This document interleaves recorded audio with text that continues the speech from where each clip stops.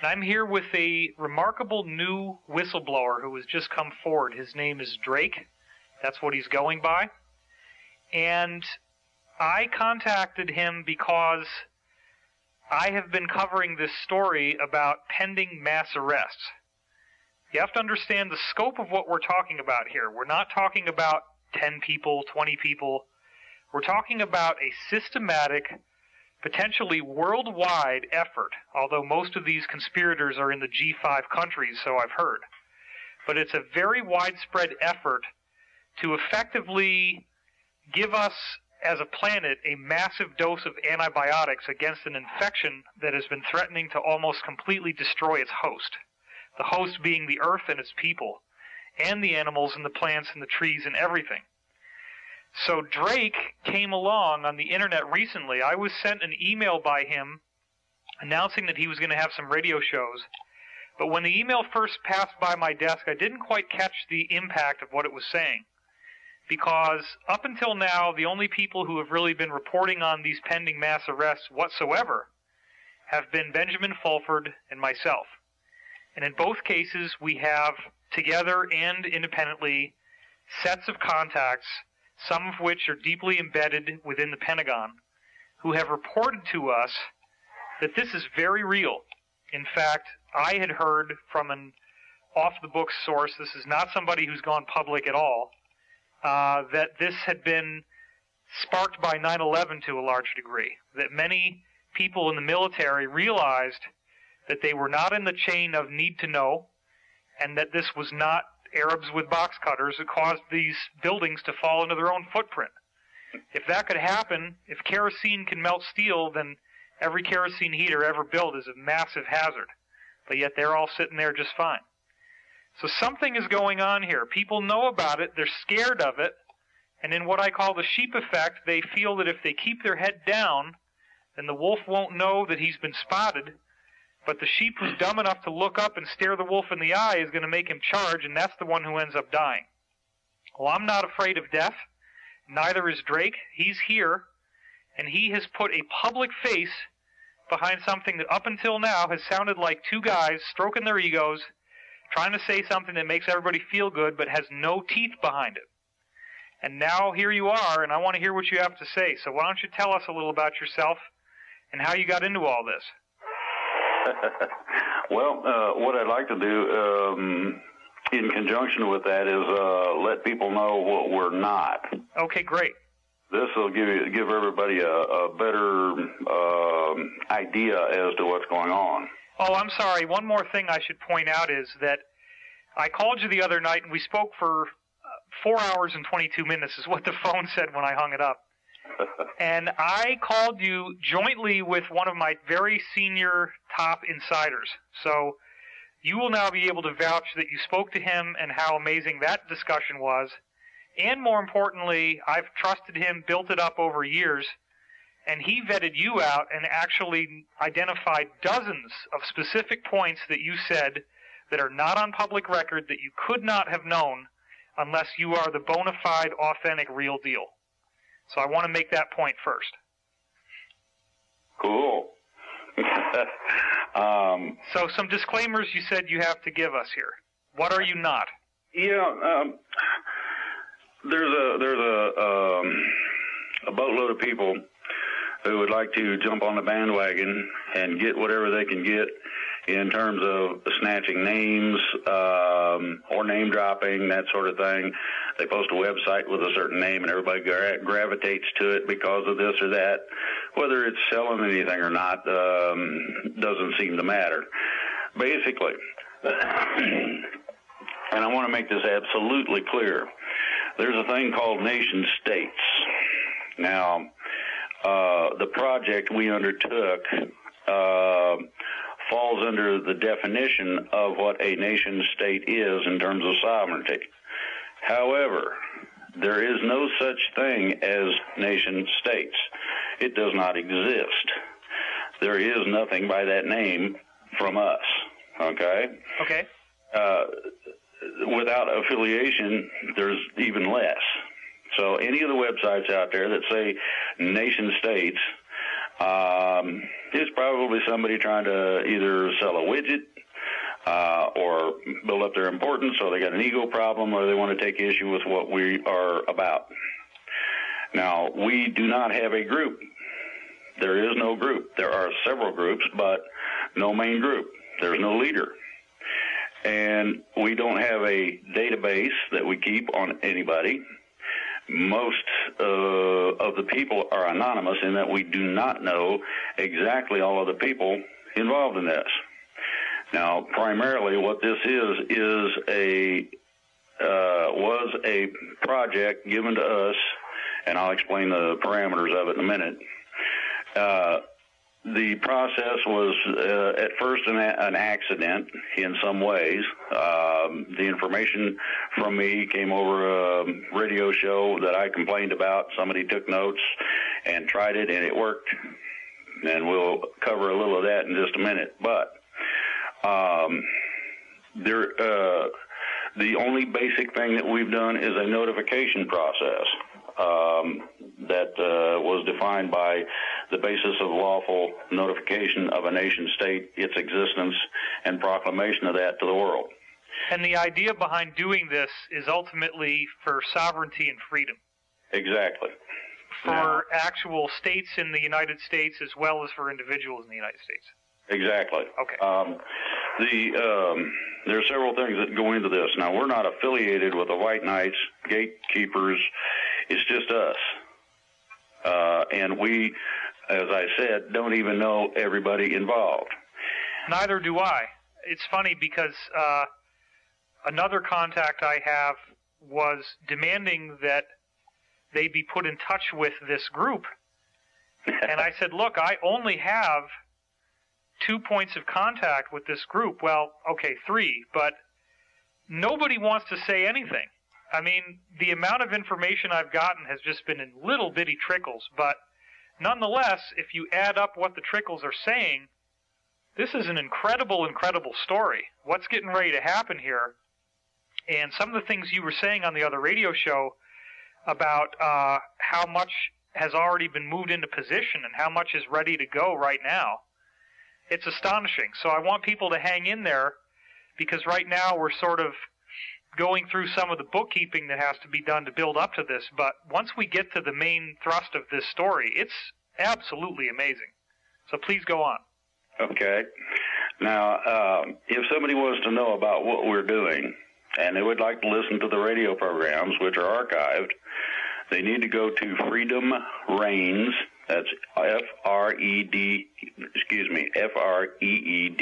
Freedom, just like freedom. Reigns is REIGNS.US.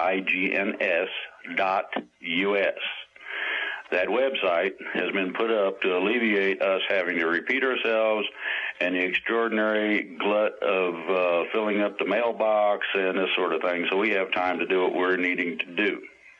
Now, there is one stipulation in this, and I want to make this absolutely clear. We do not have anything to do with RAP Russo, which is Tim Turner's group. Restore America program is what you're talking about, right? If you go on the freedomreigns.us website, there are exposures for that group. Yeah, I was just going to say the name Tim Turner seems to be popping up in my mind because I think someone wrote an expose on him recently, didn't they? Yes. One of our principals has an extraordinary library of things that out the group as to what the people in charge were doing, what they intend to do, and the ultimate goal was to literally arbitrarily create their own government and put it in place. Tim Turner has declared himself as a, quote, savior, God, or whatever. All funds collected in the country were to go to him personally, among other things, and it gets worse from there. I'm not going to get into the details. Well, wouldn't this also serve the function of owning the opposition, flushing out the people that really want to do something, and making them think? I'm pretty sure that that's probably what the idea was. Okay. There are several of these types of operations. I call it the cabal. Right, and the only reason why I'm confident that you're not well, one of the main reasons why I'm confident that you are not one of those is I vetted you out with someone who has impeccably proven trust over years of time. And the degree to which we validated you was vast, and it encompassed over 4 hours of discussion.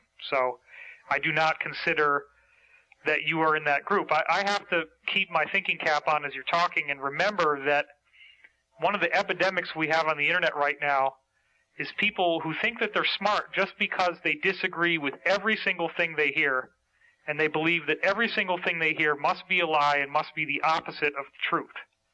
It's very difficult to counteract that because it's a knee-jerk response that people have had due to the extent to which they've been lied to. And I know that you're not lying because, first of all, your words resonate to me as truth, and second of all, I proved that you're telling the truth in a multiplicity of ways in this conversation that we had. So please go on. I thank you for that. Now, Sure. I want to tell everybody who listens to this or reads it, and I understand it's going to be transcribed, do your own research and homework, please. Go to Freedom, FREEDOM, Reigns, REIGNS.US. Put it in your search engine, and the website that contacts run through to the group and things that we get, our radio shows, this sort of thing, is all there. If you need further questions, ask the webmaster, and we will see what we can do about supplying an answer to it. Now, basically, this is the prelude to what exactly went on. You want me to go into that now? Well, actually, let's talk about underwater basket weaving. That might be a little more interesting. I have trouble holding my breath that long. No, I mean, this is what we're here for. I've heard from my own sources that there is an absolutely vast amount of incriminating evidence that has been collected that will bring down whatever you want to call them, the New World Order, the Illuminati, etc.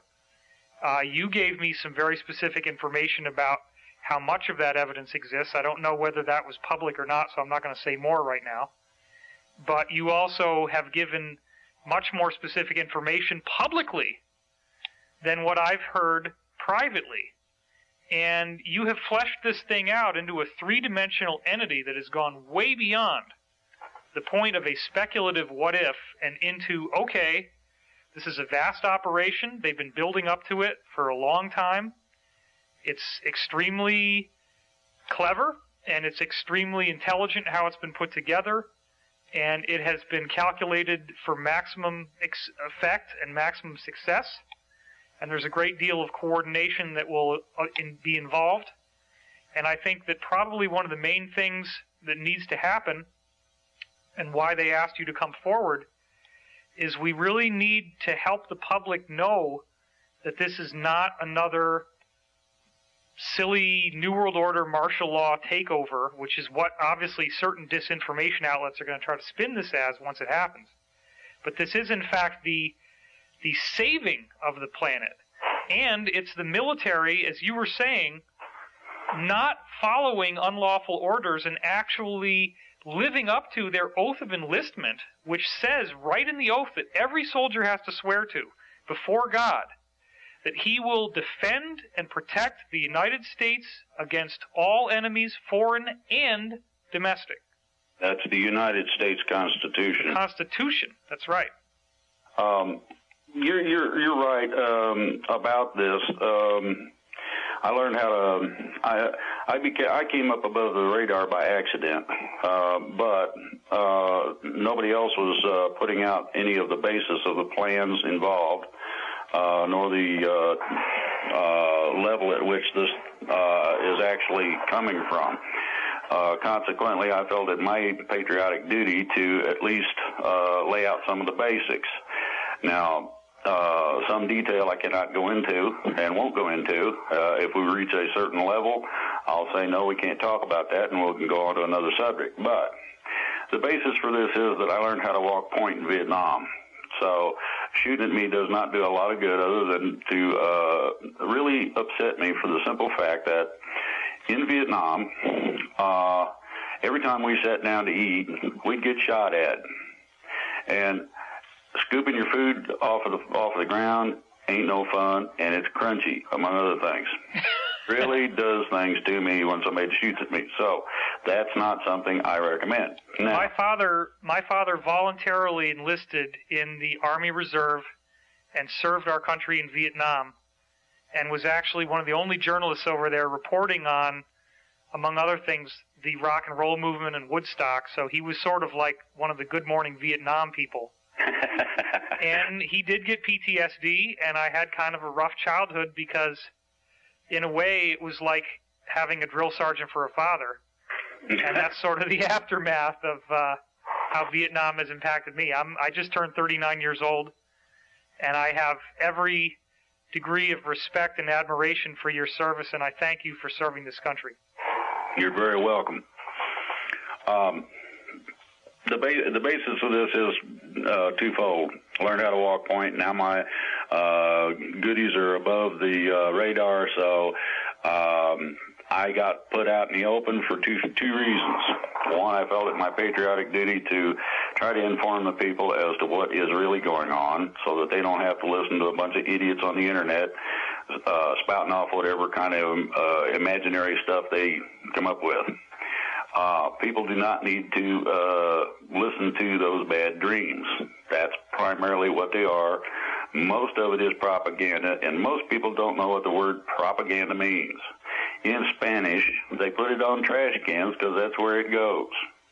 So everybody needs to kind of get their heads wrapped around this. Now, I call it fear porn. Yeah, and exactly. I coined that term because I believe that people read this and get addicted to it because it physiologically stimulates you in the same way that sexual material does. It actually makes your heart rate go up, your breathing rate goes up. You get a high off of being terrified. And unfortunately, the powers that were, as I like to call them, have very effectively manipulated that human response so that you have entire outlets of alternative news that, as you just said, have built themselves and have profited extensively off of the undeniably pessimistic view that they keep having. And it's almost impossible to listen to them because they just, when folks like you get on there who have a positive message, you just come against this incredible wall of negativity and fear and just absolute denial that anything good could be coming out of all this stuff that's going on in the world. And I do believe that good people have seen what's going on, and they're rising up, and they're not going to take it anymore. Well, that pretty much sums it up. Now, I'm going to reiterate this again. Do your own research and homework. It's not the responsibility of somebody to teach you the basic English language in order to read a website. Most people have the capability, they just refuse to do so and would rather go off in gaga land in front of the TV or play a video game, or they're busy texting their friends and playing with themselves. The ideology is this. We're coming up against the wall. Now, most people, and I don't care who reads this, most people with any kind of common sense at all knows that there are some real serious things going on in the economy. The lack of jobs, the amount of foreclosures, the separation of families because of economic problems, okay? These are some of the basis of the fear that these people who originated live on. Now, I want to lay the basic of how I found this, and it was an accident, quite honestly. Okay. I've been studying and been involved in freedom movements and all that stuff for years. I've tried in every way, shape, or form to get somebody to get up off the couch, put the beer down, get up off the couch, and do a little something. Go talk to the neighbor, anything. And yeah, but what if it's really good beer? Well, yeah, but the problem is you sit on the couch and all you do is you consume the beer and you yak about stuff that doesn't necessarily mean anything. You probably would have a good conversation, but most people are talking, ooh, look at that guy shoot that ball at the hoop or whatever. And I'm going to tell you, that's superficial. That's one of the distractions.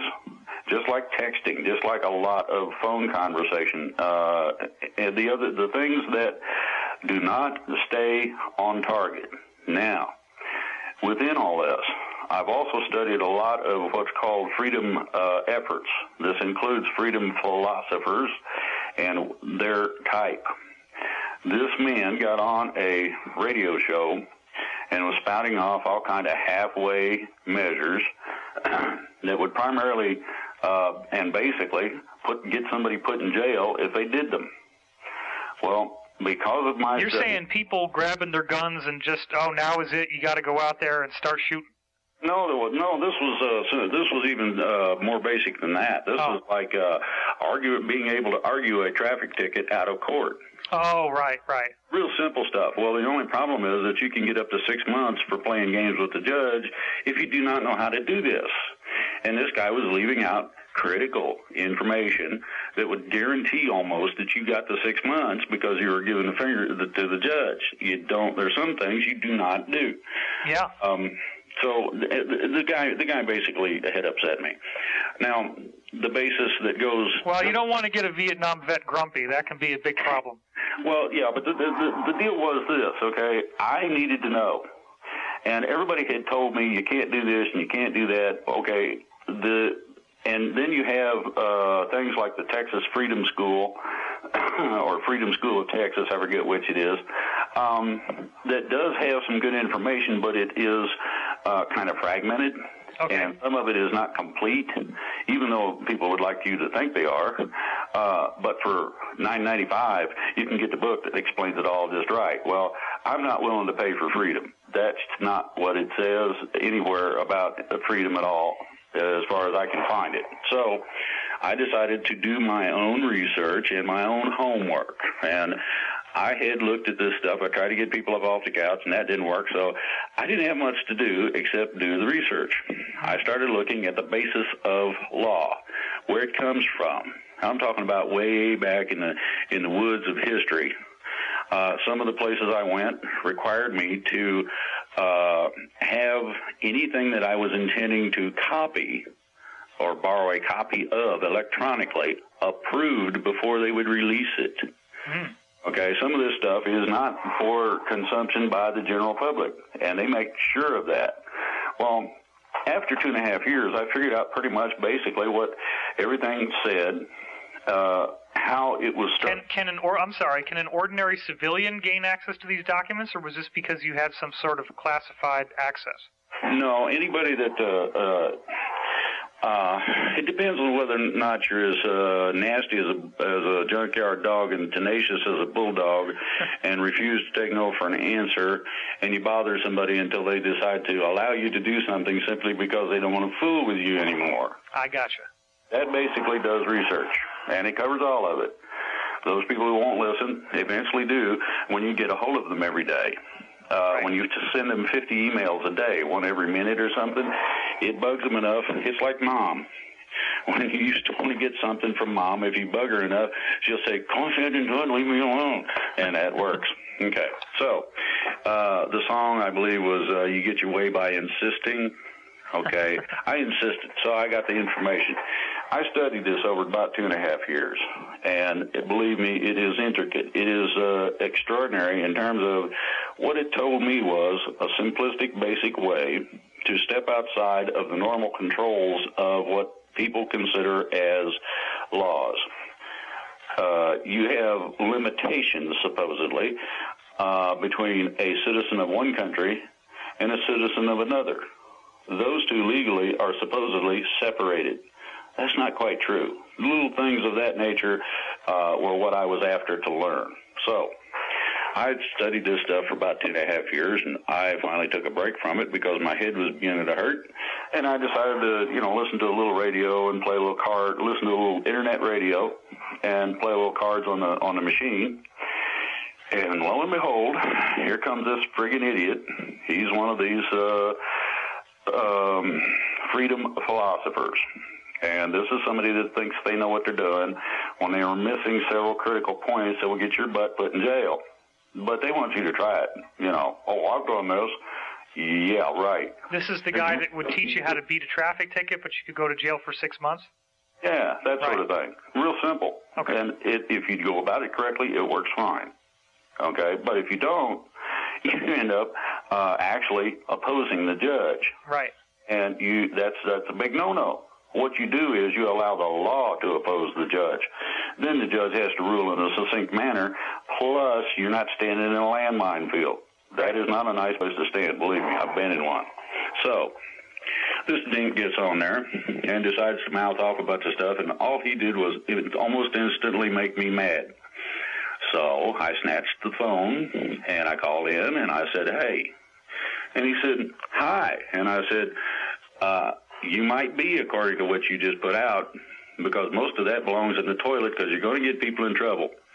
What do you mean? I said, your information is not total. It's not complete, and you're going to get people in trouble by espousing this, by saying that, if you do this, you can get away. You can tell the judge what to do. Well, no, that ain't part of this, and you know it.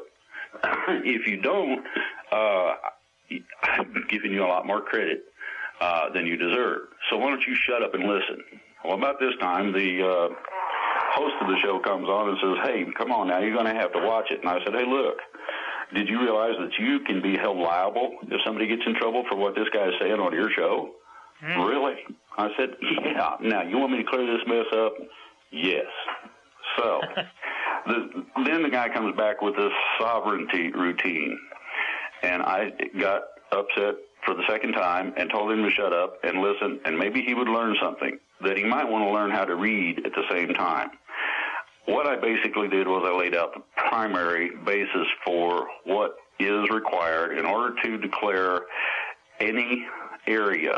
And if you've got an area somewhere in the middle of Timbuktu land, but it's yours, and it's registered in terms of the boundaries, basically, or you have at least real definitive markings so you can tell where it is and what it is and how big it is, you can declare that area sovereign.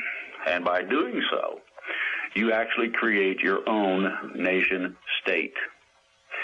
Well, if I declared my toilet a sovereign zone, then I could drop waste into it and be pretty much like the government. Well, except that so long as it stays on within your area, yes.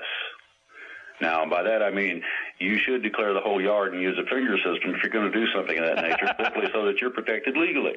Right on. That's what I'm saying. There's little bits of information, and it can get squirrely, and it's a lot of fun to deal with. So I laid this process out.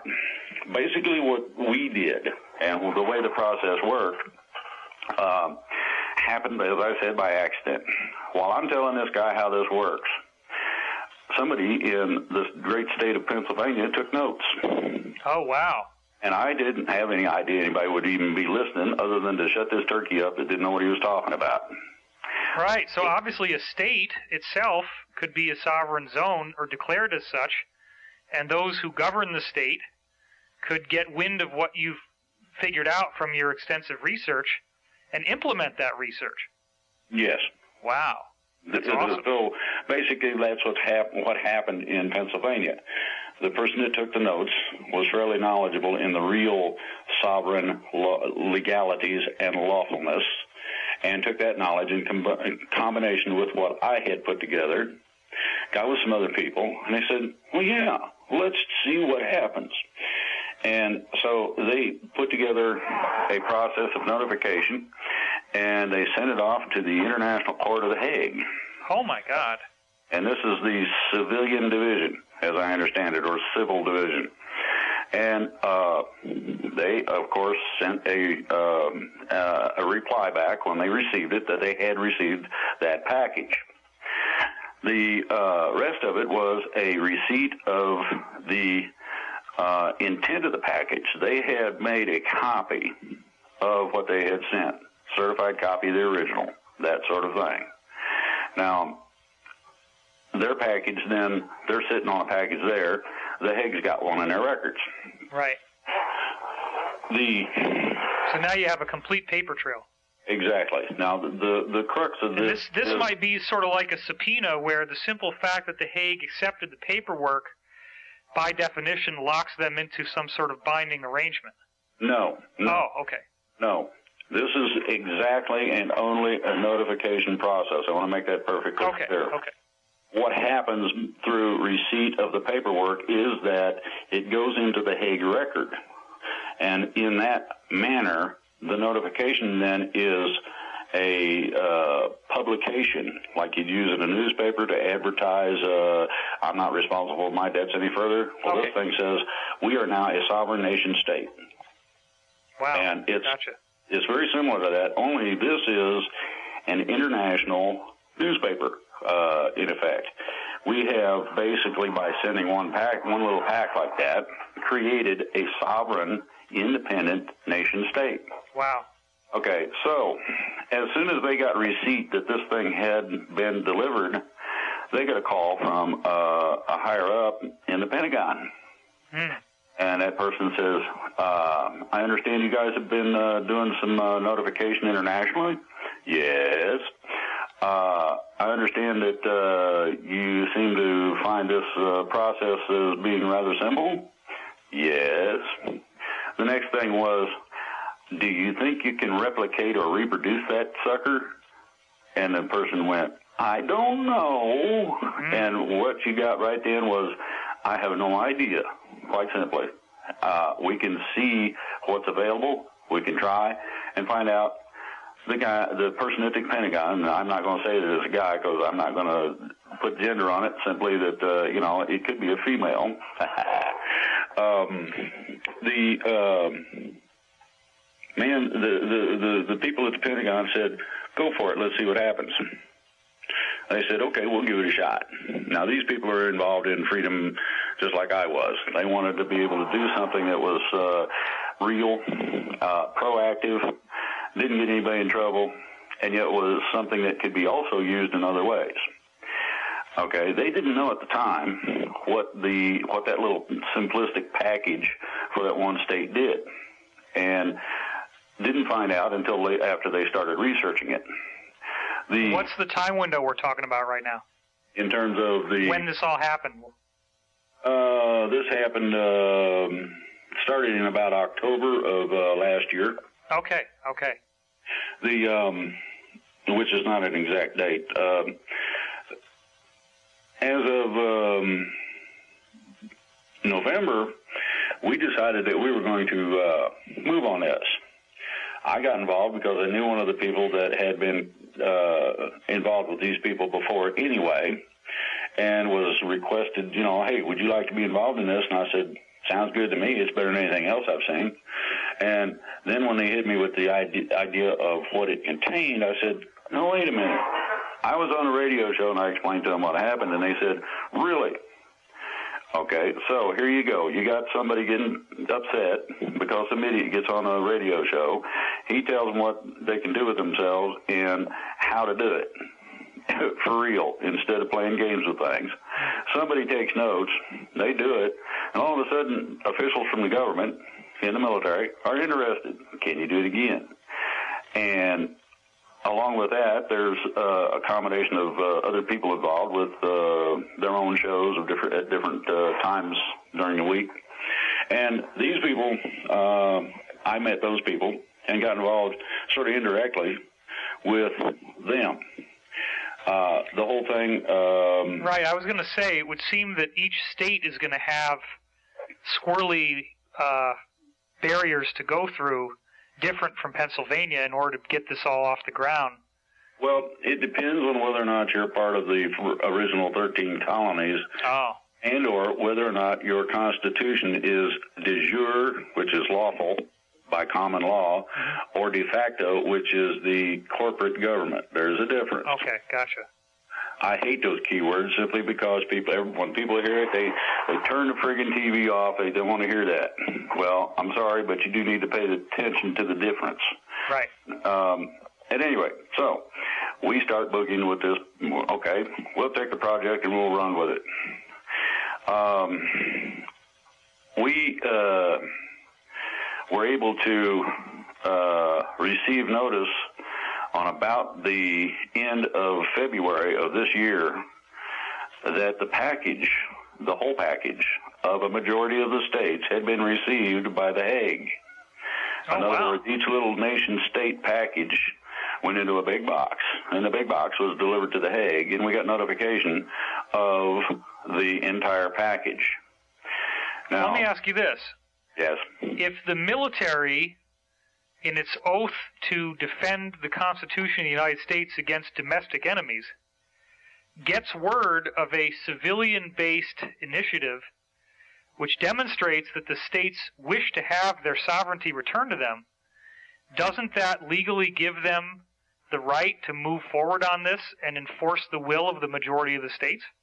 Well, that's part of the process I'm coming to. Okay, great. This is not just a simplistic process of sending a newspaper clipping overseas. Oh, I get that. Receipt that it got to where it was going. So, the basic premise of a nation state is this: what most people used was either their own constitution or they wrote one. It had to agree with the 1787 United States Constitution, to include the 13th, and I mean the original 13th Amendment, where certain people are not allowed to hold foreign offices here in the States. The Bill of Rights, the Articles of Confederation, and that real cool document called the Declaration of Independence. By declaring our sovereignty and our disengagement, or our effort to remove ourselves being individual states, from the corporate United States government, what this did was this rebirthed the Declaration of Independence, which states on page 2 that when the government gets out of whack, you got the right to take care of the problem. Absolutely. Now, here's the other part of this. The manner and format of using those documents, the original founding documents, in conjunction with a meeting by representative residents of a state, gives those people the right to make the declaration. This then gives legal authority by the civilian authority to the military to take actions as necessary to back up the civilian action. That's what I thought. Okay, perfect. It's kind of convoluted, and I know it's not real simple, but simply, we sent off notification. The military gave us a gold star. They just loved it. Okay. Now, I'm assuming that just so people get clear on this, you're not talking about just a group of ordinary folks who are like surfing the net and listening to truth radio. These are actually people who have some degree of influence in these states that you were networking with. No. As a matter of fact, some of them are not very well educated. And I'm going to make this perfectly clear. You don't need influence in order to take certain actions. I see.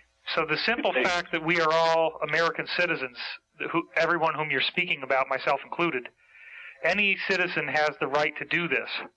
Yes, basically. Okay, perfect. Now, the premise is this. In terms of declaring your state as free of the United States government, and I'm talking about the corporate government and all of its affiliates, what happens is that each state becomes, according to the notification process, its own sovereign nation. So this is where the nation states handle comes from. I see. It's just a plurality of what individual states did. You have to have a certain number of people who reside in each state in order to accomplish the process. It's not difficult. We do have backup and assistance for that if somebody has problems. So in our effort, we got not only a majority of the states, enough of the majority of the states to have a cushion in case there was some problem with some of the paperwork, along with a fair group of Indian nations who also submitted paperwork in such a fashion that the basis is this. The United States has been set free from the corporate government, literally, on a lawful basis, as recognized internationally. Well, I can hear the howling laughter of skeptics who are already stroking their egos and saying, oh, sure, he can say whatever he wants, but if it ever even made it up to the Supreme Court, they would just knock it down, just like they appointed Bush in the whole election debacle between Bush and Gore. Not exactly. Okay. As I stated, I went back to the origins of law. And the origins of law come from the origins of law as written on cuneiform tablets by the ancient Sumerians. Mm.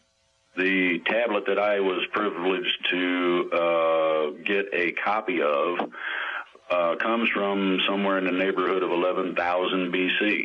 Wow. Okay, from that tablet, you got ecclesiastic law. From ecclesiastic law, you got canon law.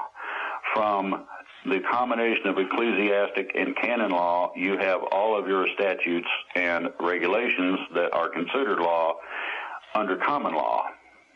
And now, this underlies... common law was developed basically in England so that the poor serf, and this is the hired hand that works the land and tries to feed his family and make money for the boss, right, would have some form of protection in case the some dude they were working for decided to go crazy and kick him off the land. He could object. That's where common law comes in. The basis and premise of common law is simple. It contains two basic things. One is no injured party and no property damage, and it's property of any kind, no crime. Just that simple. This is the basis for much of the legal documentation that we used.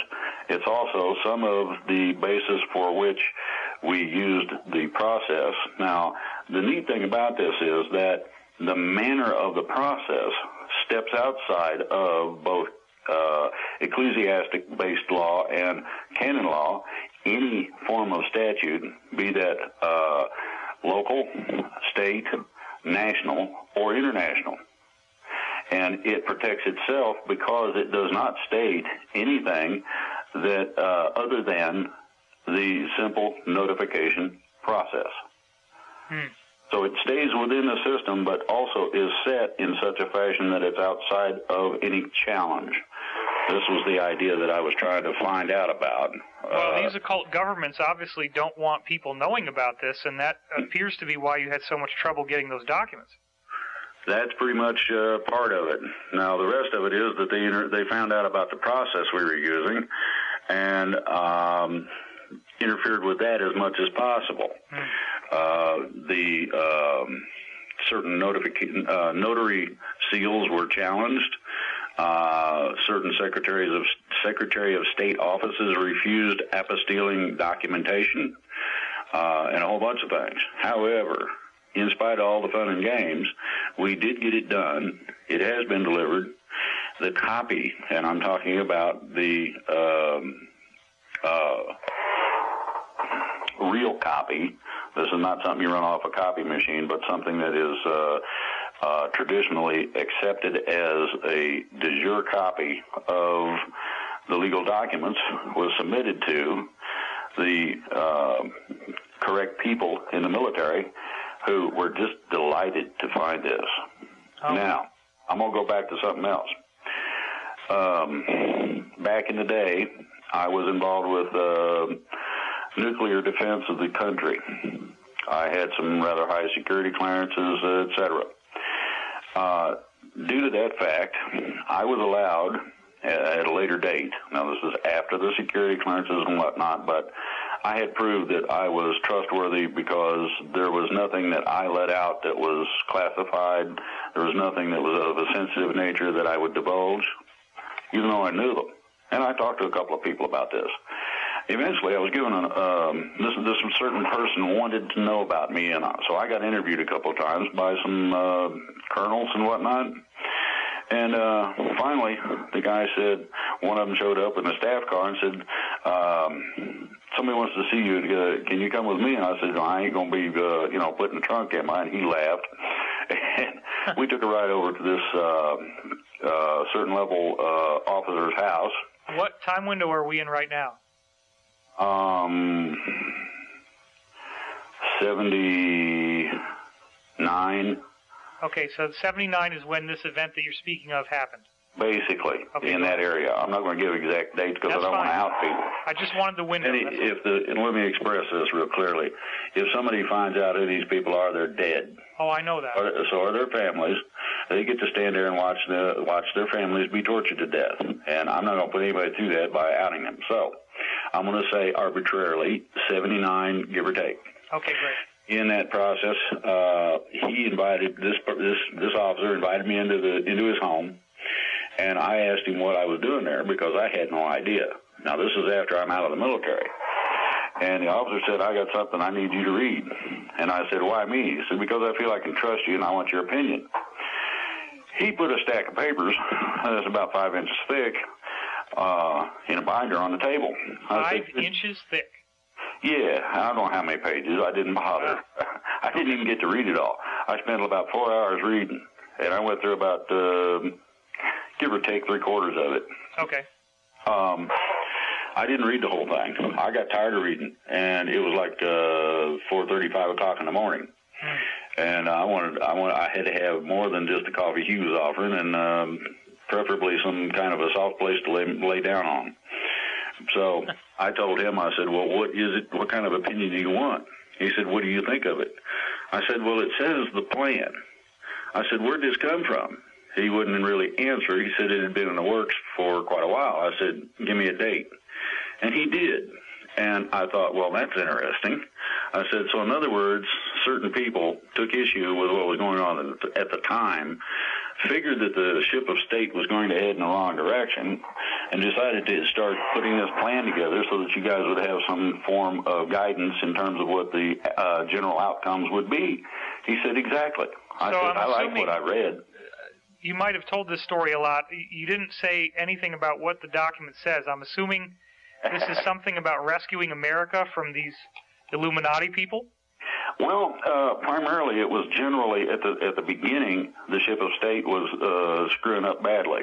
Okay. And to keep it from sinking, they actually implemented the general plan real quick. That was probably the first inch or so of the documentation.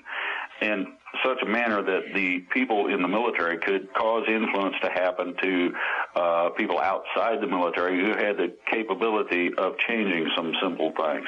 Well, it must have been frustrating to see Watergate come and go, but then basically after a little slap on the wrist, it's all business as usual.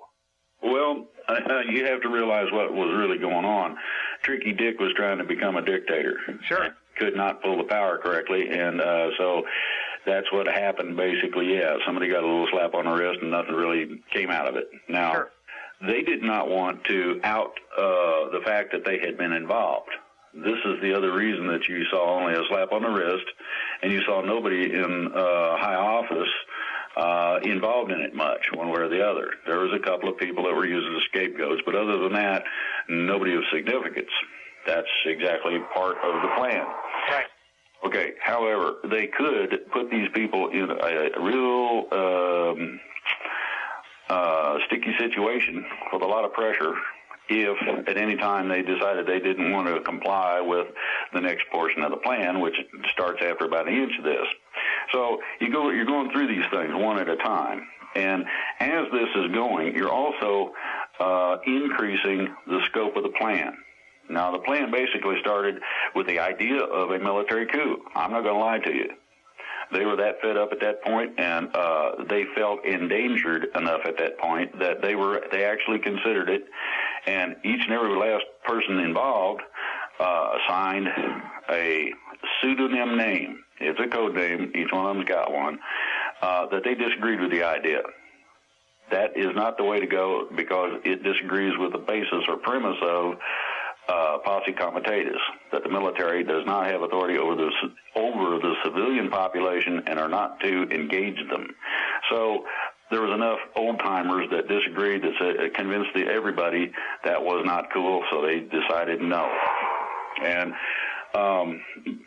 so over the years, this plan built up. And it got more convoluted. It got more complicated. It got. And this is all in the 5-inch document you saw in '79. Yeah. Okay.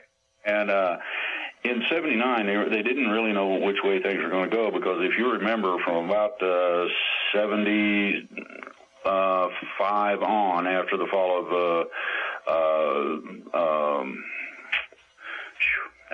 of Vietnam, there was kind of a dead space. Nobody did any real serious actions of any kind anywhere, not in politics, militarily, or anything. During that particular time is where the rest of the document came about. These people were working 24/7 or something in order to make sure that the plan encompassed everything they could think of that could possibly come up. Okay, it's been added to, I guarantee you that, but the dead zone lasted until about 85, 86, when things started happening again. People were taking definitive action. You had a lot of combinational political and military and financial things going on at that time. Well, people must have realized, among other things, that the escalating war rhetoric between the U.S. and the Soviet Union could annihilate the planet. And you're not going to stand by and watch the planet be killed and not attempt to do something to stop it if it's within your means to do so. Exactly. The threat of total annihilation was one that was unacceptable to any of the military powers, no matter what the politicians told them. Right. If the commander-in-chief during those times had stated quite clearly, we're going to start World War III, shoot your nukes, the military would have told them to go take a flying leap at a rolling donut. No, we ain't doing that. It's for that reason. To go along with this, okay, you got these periods of buildups. Now, I saw that document way back when. I thought that it probably was a dead duck. I can tell you right now, it's not only not a dead duck, but it's something that they've been following rather religiously. The thing lays out certain premise, certain areas of concern. Some of those things have changed, so this is why I say that the document itself has been added to and modified. But the basic premise of it is simply this.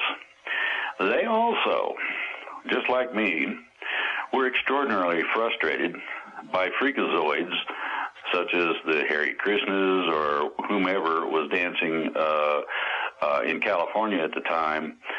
They didn't want those people running the country. They didn't think they'd really do that great of a job.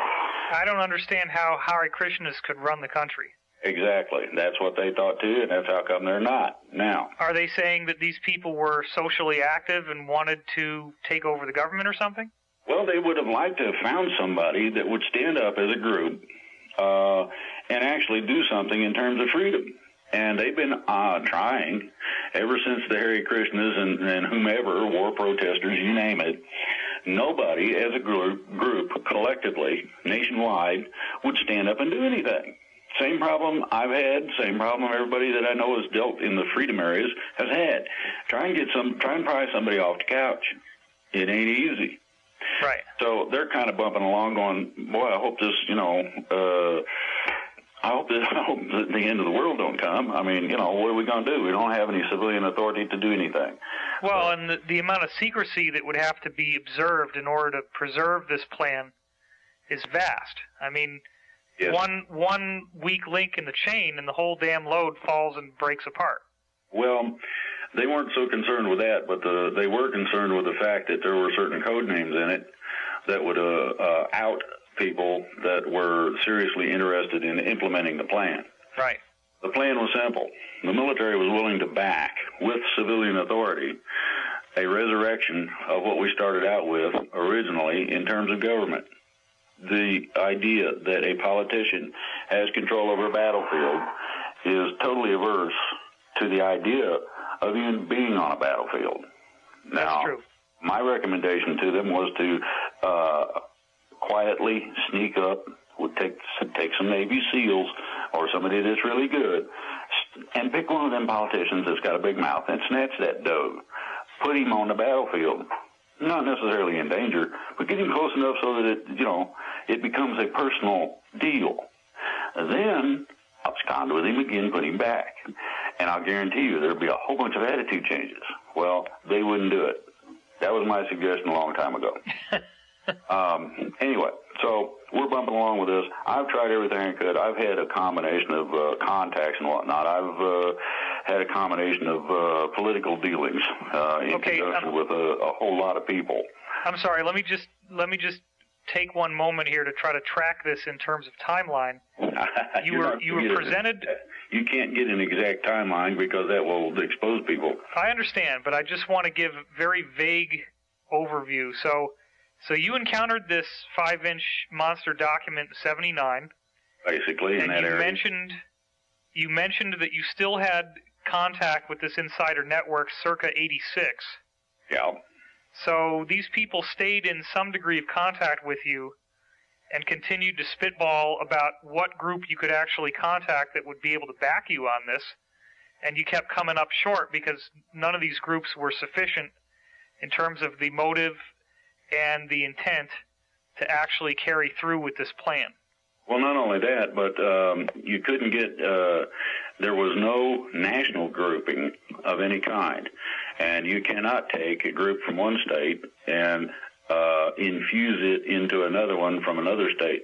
All they want to do is argue about who's in charge or whatever. And it is a righteous mess trying to do so. And it doesn't matter what group it is. And believe me, I used to get lists. Here, try these guys. Here, here's some more. You know, I must have gone through, I don't know, I'd say a few thousand groups. Somebody have a website on the internet, I'd contact them.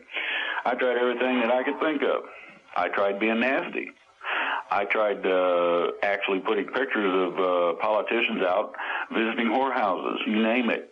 I tried it, and I couldn't. I didn't even get the politician to get mad. I mean, he wouldn't address it because he didn't have to. You know, that's just somebody, some idiot, and he probably made the picture up. So we're bumping along. I'm bumping along, and I'm beginning to get tired of it. And quite honestly, I was at the point of quitting. I just, well, I got my gun.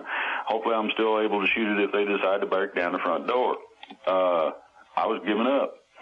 And lo and behold, along comes this crazy person in Pennsylvania who takes notes on a radio show. And this was back mid of last year, give or take.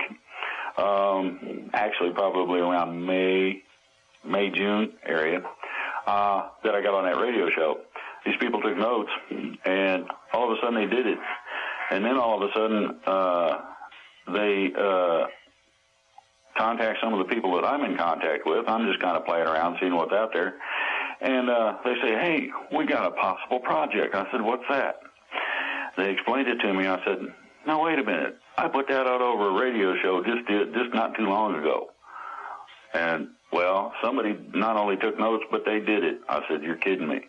You mean somebody got off the couch? Yes. Okay. Wow. So after all those years, it's just incredible.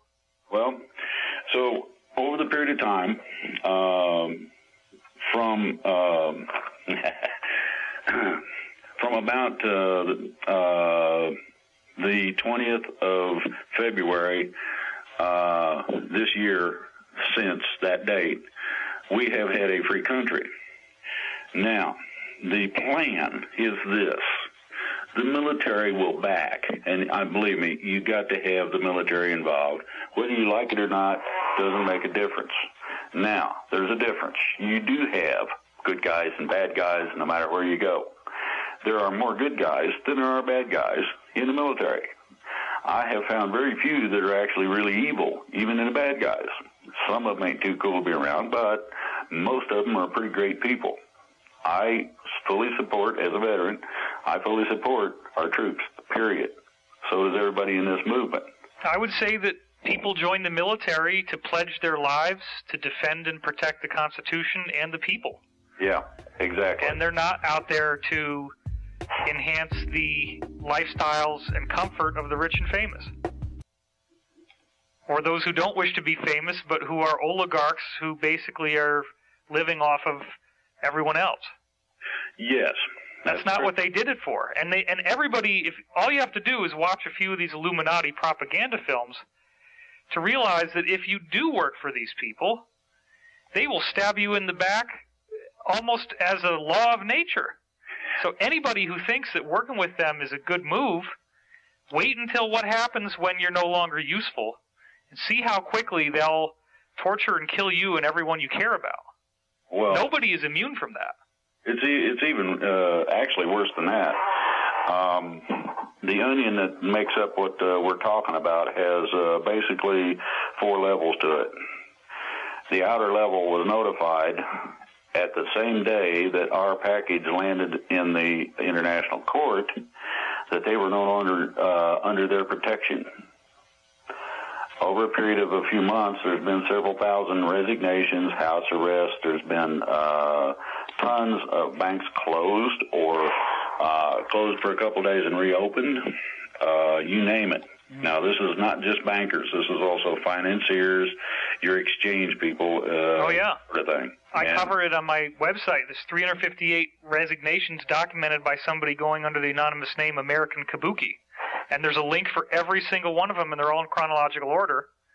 And this includes on February 29th, the resignation of James Murdoch, Rupert Murdoch's son, from the executive chairman position of News International Corporation, which is Fox. Yeah, that's basically called a protection move. He was not.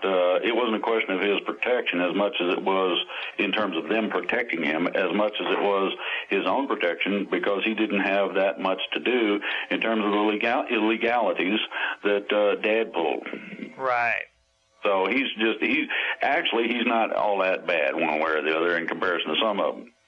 But to get to the deeper grain of what you're saying, if I'm hearing you correctly, I'm getting that you had this package delivered to The Hague, and that was the critical moment in which those on the inside were aware that these mass arrests that have been planned ever since the 5-inch document you saw in 1979 could actually move forward by the will of the civilians in terms of common law going back to the Code of Hammurabi and 11,000-year-old documents. Exactly. Okay, great. What this did was, when they received it and it got past their agents who work at The Hague, what it did was they knew that it had arrived because that person was made aware. There was nothing they could do about it. So consequently, their protection evaporated.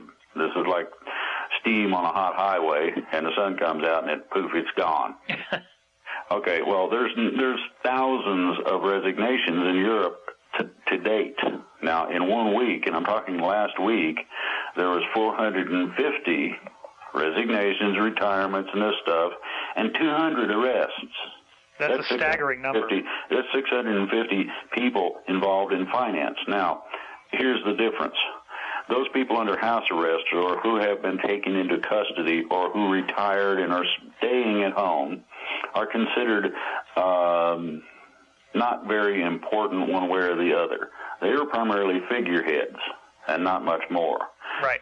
The difference is those who were arrested and those who are being arrested and those who are going to be arrested, that's the second layer of the onion. This is why we're not seeing a lot of newspaper and website articles about this, because there's no accountability of these people getting arrested in the outside world because they don't have a public position. Well, not only that, but the mainstream media is controlled by them. Exactly. Therefore, you're not going to hear this. Yeah, and I documented that extensively in my investigation, Financial Tyranny. It goes back to Operation Mockingbird and traceable information regarding the Masonic Order and guys who in 1826 were saying, yeah, we own the press and we own the judiciary and we own the police and we own the government and F you if you don't like it. Yeah. Basically, there's nothing you can do about it. People have alluded to the fact that there's something out there everybody's afraid of in terms of industrialists, people of power. This is basically what they were afraid of. That's Woodrow Wilson's quote in his book, The New Freedom. Yes, very important quote. Exactly. Now, the thing is that what people didn't realize was the limitation of, you mentioned the G5, I'm going to say the G20. Okay. And the reason I say the G20 is that some of these nations have not quite come to the light yet that they got a real serious problem, or how serious it is, and they're not fully under the control or fully beholding to or involved with the G5. So they're kind of on the edge, and they can go either way. And the basis of this is very simple. Several things have happened. Number one, we convinced enough people to abide by documentation done the correct way, and we submitted it to The Hague in terms of a majority of states, which basically set a precedent for being free and for military-civilian action. The military backs us up by way of federal marshals who contact local law enforcement, and local law enforcement actually makes the arrests. I'm sorry, just so that people understand, are federal marshals members of the Army National Guard or the Air Force, or what are federal marshals? Federal marshals are federal law enforcement officers, basically. Now, the definition, though, is by present authority, which puts them in the trick bag of having to follow the edict of what we've done in terms of the will of the people to go along with the military plan. If you wanted to meet a federal marshal, what offices would you go to? I mean, are they FBI? Are they CIA? Are they Homeland Security? They're on their own. Okay. They are. That's the nice thing about a federal marshal. He's relatively independent of most things. Okay. There are some that say I'm in charge of them, and they're liable to get a strong argument that that only depends on the situation. In some situations, a citizen is in charge of the FBI or the CIA, depending on the situation. It varies. But basically, a federal marshal is a federal employee of the current power. Okay. Okay, so the notification process, what it did was it authorizes the military to contact the federal marshals, to contact the local authorities, to actually take the actions of arrest. Now, okay, this might piss some people off, but I really want to clear this up. Do these marshals exist in different offices? I mean, how would you find one? What kind of offices would they be employed by? Well,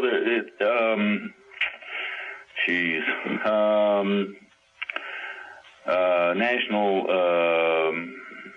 Security Administration would probably be the end office if you wanted to really look them up in that relationship. Okay. Because they are primarily tasked in such a way that a federal marshal can go across a border when the border is common to the country he comes from. So you could go from, say, Arizona or New Mexico into Mexico if need be, and you would have law enforcement authority there. Would these marshals potentially be employed in a police station? Would they be at the police station? No, they have their own offices. Federal marshals' offices. There's a variety of them. Okay. They have a combination of different duties. I don't mean to sound like an idiot. I'm just cautious to make sure that people don't think that you invented the term federal marshal and that it's just some guy on the internet reading websites and, oh, yeah, I'm a marshal, and here's the little badge that I made. Yeah, I bought one of those yesterday down at the dollar store. I understand what you're saying. This is real. These guys are federally employed. Well, you've heard of federal air marshals. Yeah, they're on the airplane. He is a federal marshal. He just simply is on air duty. Okay. That's all the difference is. It is. And these guys, there's a lot of these guys out there. They're very well trained. They're very knowledgeable. And they're not ordinarily professional. And they're not soldiers. No, that's the neat part about this. They're in between the civilian and the military. Right. Okay, now, you've got those three entities, the military, federal marshal, local law enforcement. What our paperwork did was to give the military civilian authority to contact the federal marshals, to contact local law enforcement, and have a big party for all these arrests. Wow. This does not include any military coup does not include any military action, and it does not include martial law. None of that is going to happen. What is going to happen, you will see federal marshals backing up local law enforcement, taking people into custody, and there may be a stand of troops in case they need extra bodies to snatch somebody that decides to run, or there's a whole bunch of people in a building, and they didn't know that there was 7,000 of them in there. You're going to need extra hands in order to incarcerate all these people, put them on the bus, and send them wherever they need to go. So this is the military will act in a backup fashion in some ways. Does that violate posse comitatus? No, because the military is not acting as a police force directly. They're assisting a police action. Exactly. Okay, got it. And the police action is one of control of and or prevention of rioting or general civil disobedience that would call for a police situation. These are all, you have to look all this stuff up. A regular protest of citizenry basically can be met with general police force, but when the people that called out the National Guard on several occasions during things that were a problem have found that they acted illegally. And they were told, don't ever do that again. There were a lot of people who were informed that this is a no-no and this is okay, and don't you cross that line. Sure. Okay, so you've got these three entities. Now, back to the plan. The plan stipulates several things. One, you're not going to have police state. You're not going to have the military in control. It's not martial law. They're not going to come in the house and snatch you up. That ain't happening. What's happening is this. The intent and purpose of this plan was to minimize the chaos involved in the action. Now, when you arrest several thousand people in a city, it's going to create a little bit of a hubbub. People are going to see the military. They're going to see a lot of policemen doing the job. And this will be on video. I mean, you're going to have CNN and all the local news people. Everybody's going to have some kind of video of this stuff. And I assume these policemen will probably be in riot gear, which will have black uniforms and scary-looking stuff. Maybe. That depends on whether or not they expect problems with who they're dealing with. Generally, no, because it's not a riot situation. Okay. It could turn that way. They'll bring the gear. I mean, it'll be in the trunk most likely. Most of your people that have been responsible for the problems are office-type people. They're not necessarily physically active or capable. And to go along with that, they're not going to torture them or, he fell down 14 flights of stairs or any of that. Well, and I've heard from my own insider that there are an astonishing number of very deeply embedded moles who are much closer to these people than they ever thought anybody would get, and actually not have been outed. Exactly. Now, there's a couple of things in this. First of all, gist of the plan is to not create chaos. In other words, you're going to have public announcements. People such as yourself and myself will be notified approximately a day ahead of schedule. In terms of putting this on the internet so it can go viral. Okay. I would imagine, doing this interview, this is going to get kind of virally. Well, very much so. Some of my videos have millions of views, and this will be distributed throughout hundreds, if not thousands, of different blogs and reposted. And if we let people know that there's going to be a one-day window of notification, you can absolutely guarantee that there will be a massive tidal wave of publicity once this moment arrives. Well, that moment arrives when we are given the green light to notify our people, the ones that we have contact with. At that point, then, it is to go viral on the internet, and we're to try to access as much mainstream media, be that AM radio or whatever, doesn't matter, but it's as much as we can. Now, I would imagine that the oligarchs, who are the bad guys, are going to be hearing this and saying to people and getting them to listen to this, getting their soldiers and their mercenaries to listen to this and say, you got to get these SOBs because they're trying to overthrow the government. No. What we are doing in terms of the action that's going to be taken, and I'm not talking about us or our actions. Our actions are only a part of the plan. The plan basically is to arrest these people. No destruction, no firefights, no gunplay, or any kind of violence if possible. The idea of this is no chaos, no violence, and a legal way to do it, a lawful manner in which to conduct the operation. This has been coming since George Washington made federal districts out of our innocent group of 13 colonies. So what you have to look at is that the plan also offers protections of keeping the lights on, making sure the internet works, and that the phone does, and you can flush the toilet.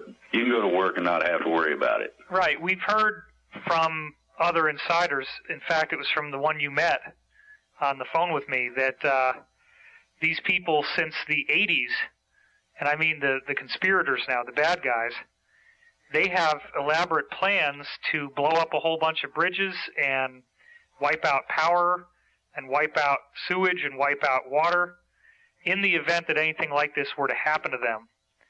And I also know, however, that there are so many moles and so many people who will not stand by and let this happen, that if they think they're going to be able to do this, they're sorely mistaken. But they may try, and there may be certain levels of disruption that will need to be prevented, as you're saying. Well, there's basically going on right now tactical positioning. And I mean right this minute. The tactical positioning is being done in such a manner that nobody's going to be the wiser. These are regular people they see every day. They have no idea that that person happens to be an agent for the good guys, as you say, moles, or however you want to look at that. Okay. The irrespective as to what the fear-mongers will tell you, the bad guys have lost enough funds and lost enough support, and there are enough people that are upset with them that their powers have been curtailed tremendously. Well, look, Drake, they wouldn't have done those bailouts if they could have possibly avoided it. That was an astonishing move that really showed that they are just absolutely grasping at straws. And it's like Wile E. Coyote when he's paddling in the air and he doesn't realize he's falling yet. Exactly. To give you an example as to how desperate they are, they just had a couple of executive orders from their main lackey in the White House saying that they got rights to everything. I'm well aware of that, and it's utterly astonishing. The only thing I can think of is these guys are so desperate and they're so lacking in common sense that they think that even at this late stage in the game that they can be in this poker bluff and actually get people to think that they could have the boots on the ground to enforce these ridiculous executive orders.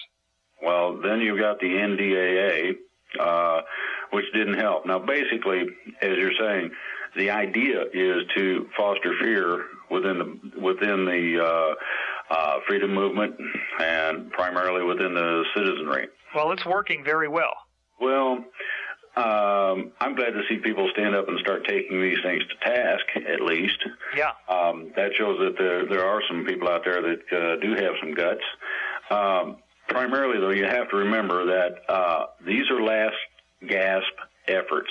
The only thing they've got left is, at this point, mostly control of the press, and they're losing their grips on that, as well as this sort of shake the bush to see if the rabbit comes out. Well, and as I was saying, you have to have people to hold the guns. Well, I addressed, anybody who wants to listen to it, I addressed the troops. That's active duty, reserve, retired, and disabled. That is, again, on the website, freedomreigns.us. And the basic thing that I have heard from active duty troops is that they have two things that concern them. The first one is if they disobey orders, it doesn't matter whether it's lawful or not, that they're going to be kicked out of the military. Well, there ain't any jobs out there, and if these guys ain't got skills, they're screwed, and they realize this, so they're a little bit fearful of that. The other part is that if somebody decides to declare martial law, 90% of them, give or take, are going to go AWOL, and they're taking their equipment with them and going home. Now, 90%. Well, somewhere between 80 and 90% are saying, no, that ain't happening. We're not going to go after somebody's grandma with a combat weapon. That's stupid, okay? That's ridiculous. Well, what you have to remember is that there's a difference between lawful and unlawful orders or directives. The unlawful order or directive will tell you to go against what you know to be the truth according to the Constitution. Posse comitatus says that you are not a police force, therefore you're not to go in and extract people from houses. That ain't cool, and it's not to happen. You will receive counter orders possibly that tell you, no, forget that, and arrest that officer. That's liable to happen if somebody ordered it. So the lawful order is going to be something that is going to be an operation that can be carried out lawfully. Now, what if some of these guys, some of the things I've heard are that they're basically saying now that, the U.S. government is under the jurisdiction of the United Nations or NATO, and what if they tried to make the soldier have a NATO badge that he's operating under? Okay. Is that a lawful order? Well, okay. That gets into the issue of being in uniform. You are not allowed to carry out your service duties when you're out of uniform. You take your shirt off and leave it off and go to formation in your T-shirt, and you'll find out how that feels. The basis of this goes to the fact that you are in the United States military. And I don't care which branch it is, doesn't matter. You have to be in uniform, the stars and bars above any other service emblem, to include your insignia patch, and that includes the United Nations and NATO. Now, the problem is that we made agreements in 1933 and 1945, dealing primarily, started with the North American Treaty Organization known as NATO, also dealing with the United Nations, where basically the group known as the United Nations and or NATO, or an authorized group of nations that are our allies, can request or require our presence militarily, and we are required to comply. Okay. The reason for this is that our representatives could rescind this and don't have the guts to do so. Basically that and that alone. When they do so, then you come out from under it. Now, there's some other things in this process people are not aware of, and that is that our documents supersede anything past the date of the 13th Amendment. And what it does is, at the point of action, all of the executive orders and all the horse hockey and other garbage that has been perpetrated upon the people illegally after the point of the 13th Amendment, that's 1812. Remember that date and think about what's gone on since then. Anything that disagrees with the Constitution, first of all, is null and void of any legal or lawful impact.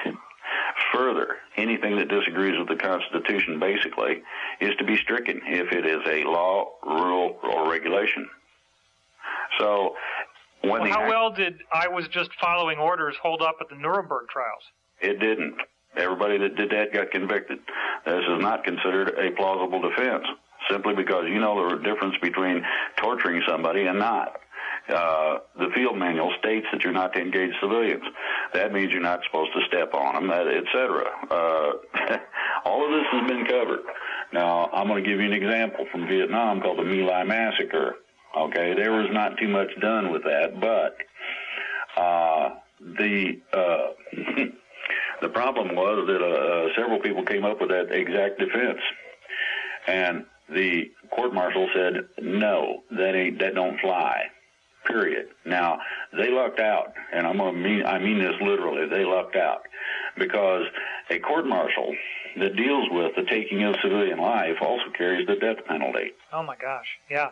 So they were lucky they didn't get executed, and I mean all of them, because everybody that was involved is up for the death penalty under those conditions. And it's not up to me. That's military code. And I agree with that, primarily. Torturing people and that sort of thing is not necessary. You're not going to get good information anyway. Now, if you make somebody think that you might torture them, and you talk to them and say, well, do you really want me to do that? And they'll say, no. And you say, well, then tell me what you know. Okay. And off you go down the road, and they'll tell you, okay, you wait a little while. You treat them correctly. Give them a little something, a little water to drink, maybe a little food to eat. You come back and ask them a second time, look, that was all BS. We're not going to do anything to you. Can you talk to me about what's going on? Yeah, man, and then you get the real information. But torturing somebody, you tell them anything, make it quit. Right. You'll make up whatever is going to stop it. It's about as accurate as somebody's imagination. It's that simple. So if a soldier in the United States military has a commanding officer with bulging earthworm on his forehead, screaming both sets of teeth, top and bottom of the iris, screaming in his face, you have to obey this order, and he does so, he's liable for federal court-martial. Exactly. So it might be easier, you think, to say yes when somebody's screaming in your face, but you're also describing a majority of the United States military that already supports these mass arrests. And so if you were on the losing side, you're in a minority, and if this mass arrest works, which it very much looks like it will, then you're going to be held accountable. Exactly. You may have a few opposing forces, but there shouldn't be many. The situation is simple. I know of an incident in Vietnam where a unit was told to wipe out a friendly village, and it was called, back then in the day, a search and destroy mission. Search and destroy means that you go through a village at several levels. We were told to go through at level 1. The level 1 search and destroy means you kill everything that lives, and you burn, mangle, torture, whatever kind of physical structures you find, to include statues or anything, and you leave a burnt spot, basically, with dead bodies laying around. Well, the problem was that I was involved in this, and I knew some of those people, and so did a lot of the other troops. And we told the captain no. And he said, yes, you will. And that's when we pointed our guns at him. Some of the guys, there was a few, who decided, well, yeah, I guess, killing good, because that's what we're here for, so let's go. And we pointed our guns at them and said, no, you ain't. Wow. About a few minutes, and it only took a few minutes. You're going to really shoot me? The captain's asking these guys, well, are we going to go down here and shoot people that are friendlies? And he said, well, I'm not sure. Hold on a minute. A couple minutes later, the orders changed. And the incident was never reported. Wow. And you were there. You witnessed this. Yes. This happened a lot in a lot of cases, simply because it ain't cool to do this. Once you get to know somebody and you find out that they're real people, irrespective as to the differences. Now, you're talking a third world country where it's dirt floors, and that's about it, basically. Thatched houses, or whatever you want to call them. We call them hooch. It's basically a one room, maybe a room and a half. And these people make their living by wading in leech-infested rice paddy water, planting and harvesting rice. They use their water buffaloes a little bit in some cases for some of the heavier work. And they harvest the rice in order to have something to eat. Now, a rice diet is not the greatest thing in the world, but there's also a lot of streams around, so you end up with a combination of fish and rice primarily as the base diet. You can add to that some leaves of some plants that are good to eat. Sometimes you can get bananas. It varies a little bit. But an extraordinarily, and I mean extremely poor place. When you get to know these people, I mean, they're working 20 hours a day if they can, daylight to dark. Every chance they get, they're doing something. And this includes little kids. They're actually given tasks to do. When you see somebody working like that, just simply to survive, and you got an extra can of beans, you make sure that they got it. Right. That's just how it is. You actually look at that and go, man, you know, that little kid's hungry. And you open a can of beans and you make sure, and sometimes you stop and you sit down and you make sure that they eat it. Sure, you can use the can for a landmine later. Yeah, well, collect the can, take it with you. But you see people that are you know, little kids that are bony. I mean, their bones are sticking out because they didn't have enough to eat. And the reason is that they got fish heads and rice to eat, maybe. That message with you. You remember these things. So, I don't see it as a right. Here we are. We're extraordinarily wealthy. We got the best weapons in the world. We're going to take automatic weapons, M16s, and grenades, and go through and kill everybody? Well, you give me a good reason, and I'll consider that. If somebody's shooting at me, that's different. These people not only didn't have any weapons, but they would actually come in the night, and they would come up to our position, certain positions, and say, hey, man, yeah, who is it? And they'd tell you their name. And you say, okay, and you'd ask them a question. They'd answer the question correctly. You knew you was talking to the right person. They didn't answer the question correctly. You pulled the trigger. Right. But they would tell, you know, hey, you got a bunch of them coming at you from the other side over that way in that little gullet.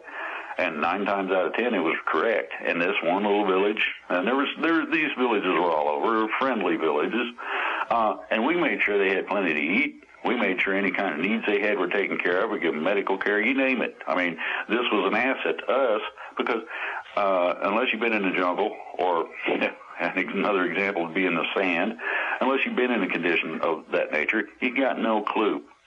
So this was my reason for wanting to abscond with a politician, bring him over and run him through a couple of ice baths, eat patties, get him a couple of good sets of leeches going on his butt, and put him back. Give him some kind of first-hand taste. And these people you're describing are the ones that you were given the Category 1 seek and destroy orders against. Yes, and we told them no. Most of the people in our unit knew for a fact that these were friendlies. We had dealt with them. They invite us in and would feed us when they didn't have any food hardly. I mean, what was the reasoning?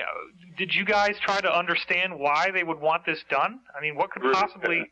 Never did find out the reason for the order. The orders were arbitrary in a lot of cases. Right. There's a book about Vietnam called The Bright and Shining Lie, and I suggest everybody get a hold of a copy of it, and it will give you a good idea as to what kind of a mess that was. Now, what we're dealing with here is something a little different. A lot of people say, ooh, insurrectionist. No, because you're not trying to infiltrate a government and take it over. You're not an invader. You're not trying to bring a bunch of people in, unlike certain people in certain agencies that like to play games with guns across the border down south. Unlike those people, you're not trying to do any of that. It's not illegal because it's a notification process only. But it does give the military the authority, in terms of civilian authority, under the Constitution, to take action according to the betterment of our way of life. This restores the American dream of mom and apple pie, being able to be peaceful and not have to worry about a whole lot of things. Well, I would assume that the majority of retired personnel from the military, active personnel from the military, special forces, black operations guys, that most of the people who are hearing this are going to realize that if something like this starts to happen, they want to be involved. But right now, they're feeling like they've been given the mushroom treatment. They're sitting in the dark being fed a lot of BS. And let's assume that most of these people want to get involved. They want to know what to do once the time comes. What do you tell them? Look at it in terms of following the constitutional premise of lawful order. A lawful order will not put you into a police situation. It does not call for roadblocks. It does not call for martial law. It does not in any way interfere directly with the civilian population and its operation. What a lawful order does is it allows you to stay out of those areas in such a fashion that you can carry out whatever duty it is. And it could be any kind of a thing. It could be playing war games or whatever, maneuvers. You might go down and assist somebody with logs. You never know.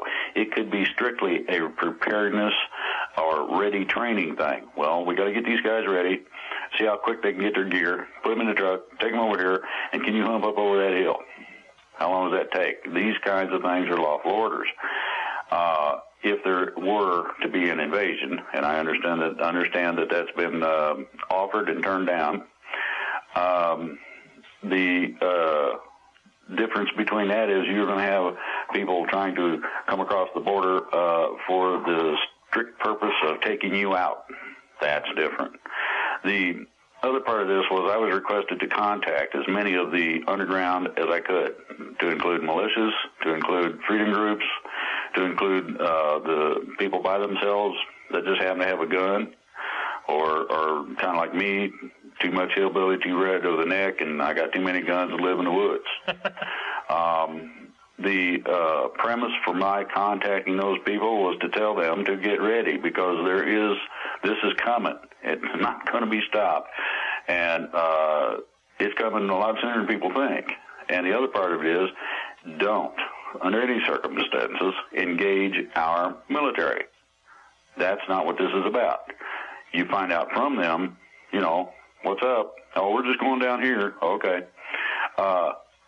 Sometimes some of these people will be contacted to assist them. In other words, this is going to be an all-out effort in this country, and it's going to take a lot of people. There are a considerable number who need to be removed from office or their responsibilities and contained, retained, and arrested. Now, my understanding is they're planning to populate the FEMA camps with all these dinks, and I feel that's appropriate. They build them for us. Now they go take a camping trip in them. Karma is a bitch. Yeah, so I'm looking at that. Okay, afterwards, doing this is not, to me, as extraordinarily anxietal as a lot of people would think. I'm not as concerned with this part of it as I am what comes after. There's going to be some interruption. In other words, you need to get some extra toilet paper and a few extra canned goods, and I'm talking about have enough for, say, a month or two. And that should basically cover the lapse in time. Not all the trucks are going to be running. So there's grocery that gets cleaned out when everybody thinks that the world's gone mad, or like they do during a hurricane. Right. Then, if it doesn't get resupplied, what are you going to do? Well, this is why we got extra food. This is why a lot of people up here do. This is why people up here raise their own gardens. Simply, you can stuff and you put it up. And having that extra not only is less expensive than going to the grocery, but just in case something does screw up real bad, and it's coming, for the, say, 10 days, I don't know how many people consider the importance of this, but to me, being civilized does equate to the use of certain hygienic items, and one of those that I know of that to me is extraordinarily important is simple, plain old toilet paper. It might behoove people to think about not being able to go down to the grocery when you run out and get some more. And I'm going to tell you, newspaper doesn't make it. It's hard on certain things that you don't want to rough up.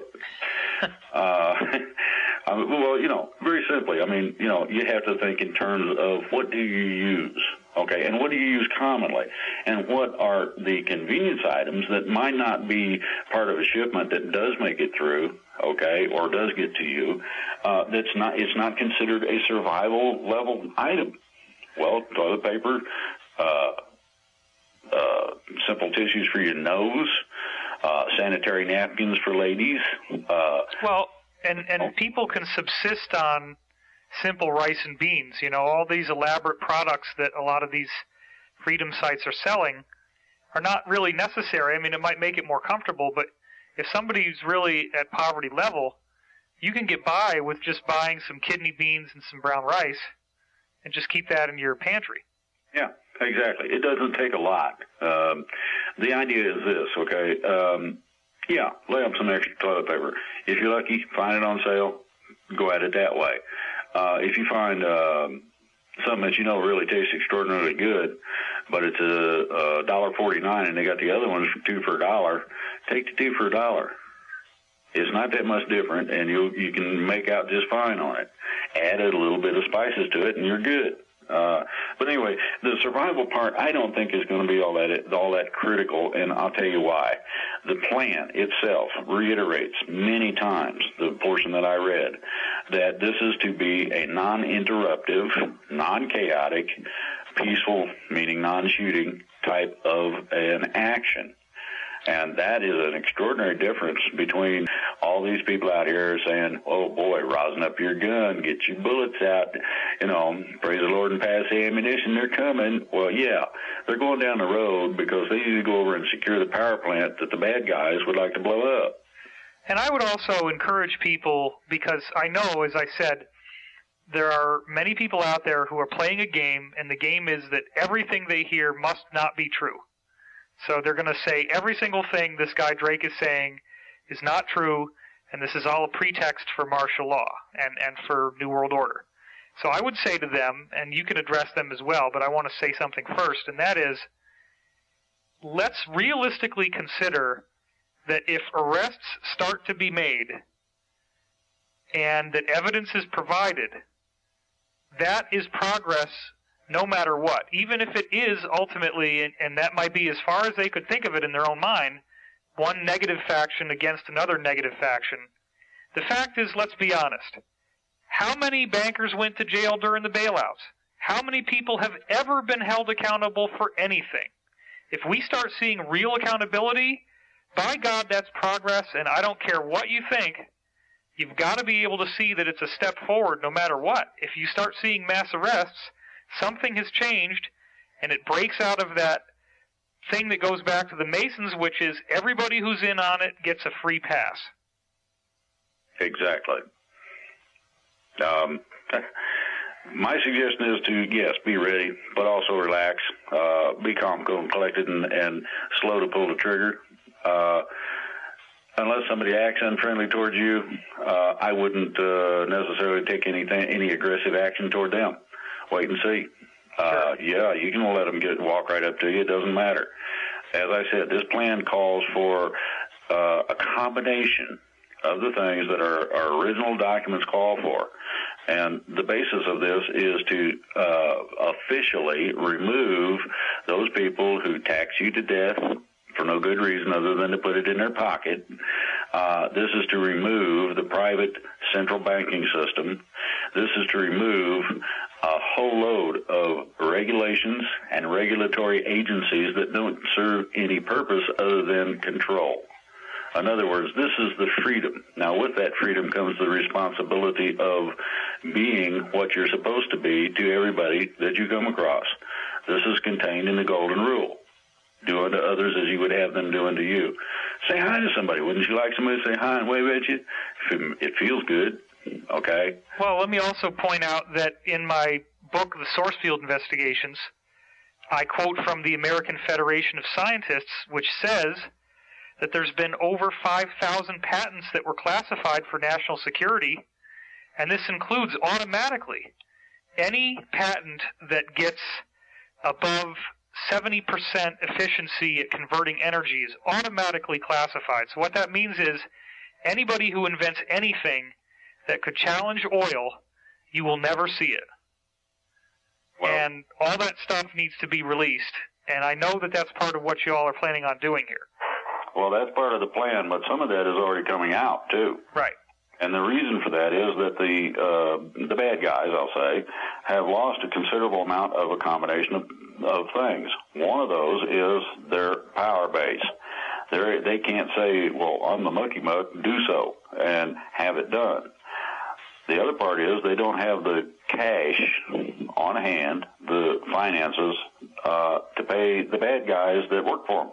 Yeah, mercenaries don't work if you don't pay their salary. Exactly. So you get a situation where they have lost most of their power. They're beginning to lose most of the finance. And I wouldn't be surprised, to be honest with you, to wake up tomorrow morning and find out that the nation had been clamped down. Now, that clampdown is complete. The satellite systems will not work. You will not be allowed to make international calls. There's going to be no traffic in or out of the United States, period. Now, hang on, Drake, because you said that it would be a court-martialing offense and unlawful orders if any soldiers would block roads. And now you're saying that air traffic is going to be blocked. How do those two things line up? Hold on and listen. Okay. This is a neat one. The closure, of our national borders does come under the military auspices of control. They are allowed to do so in the event of extraordinary circumstances. This extraordinary circumstance deals with the freedom of our country. And the crooks who would take every last dime in this country with them when they decided to run for the hills. Well, yeah, and the average person has now heard about Muppetgate, where this guy Greg Smith, who was an executive chairman at Goldman Sachs, comes forward and says that he saw internal memos and that the prevailing climate there was toxic and destructive, and that the only thing they cared about was sucking as much money out of their clients as they could, and they called them Muppets, which is a British term that means a stupid, ignorant person. Well, if you want to get down to the crux of it, I rather imagine most people remember the great fall of the stock market back 07, 08. Yeah, sure. Okay. One of the reasons it went as deep as it did, and we were lucky, one of the reasons it went as deep as it did was that trillions of dollars were automatically sent electronically out of the country. This was noticed because there are people that watch this thing called stock watch, money followers, things of that nature. And it automatically set off an alarm, which a guy noticed, and their communications got cut. Or it would have been a 1933 all over again. They did save us that much. You're saying trillions with a T were flying out of the country? Yes, and this happened within a matter of about 7 minutes. Jesus. Okay, now, the reason that the satellites are going to be turned off is to protect us from that. I see. The reason for no international travel is to keep the bankers from loading up a Learjet and taking off. If they do so, they will be shot down. This is going to be a complete total clampdown for a period of 72 hours, if need be. Now, it should take about 24 hours for the sweep necessary, mass arrest and all this stuff. Secondary sweep will probably take another 5 or 6 to make sure they got all the records necessary to convict these people. The other part of this is that there are certain areas that are sensitive that may contain explosive charges of varying kinds in order to blow up a record. You've seen a lot of these in movies lately where they blow things up and there's big balls of fire. Well, absolutely. That sort of explosive takes out records like you wouldn't believe. Okay, so in order to protect against that, this is the reason, for the closure. Now, this is a limited operation. At the time that they know that it is cleared, that the military portion of the action has been culminated, then, and I say military, the military backs the federal marshals who use the local police, etc. Okay. After that action is taken, we are going to have about a day's time to make sure that this goes viral on the internet. Hey, guess what? Look at this. And there will be some video supplied, as I understand it. I didn't know about this until just the other day. Well, I may be talking out of school here, but I think you're underestimating it when you say the word some. I have been informed that there are DVDs upon DVDs worth of productions, some of which involve some very famous names, that people will immediately recognize narrating these productions. And these productions will be apparently airing on television, nothing else, for 5 days running. And it's going to be wall to wall, and they're going to just be educating people about everything they need to know. That's what I heard. There's another aspect to this. Okay. They're going to have what's called a specific education channel. That channel is going to run specifics as to the origins of these guys, the manner in which they accomplished what they did, and how the bad guys got in charge, basically. Wow. The DVDs you're talking about are similar, but this is a direct education thing, I understand. It could be, now, and it's not going to be limited to 5 days. This is going to run for several months, because what it's going to do is out this, in terms of the bad guys and their structure, how they took over and how to prevent it.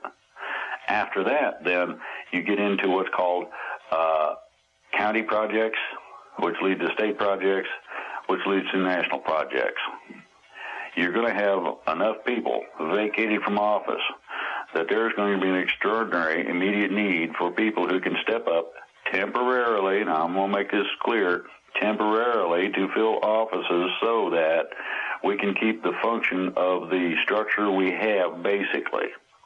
That way you don't have a train wreck, so to speak, in terms of the economy. You don't have everything going in the toilet all at once, or services interrupted, etc.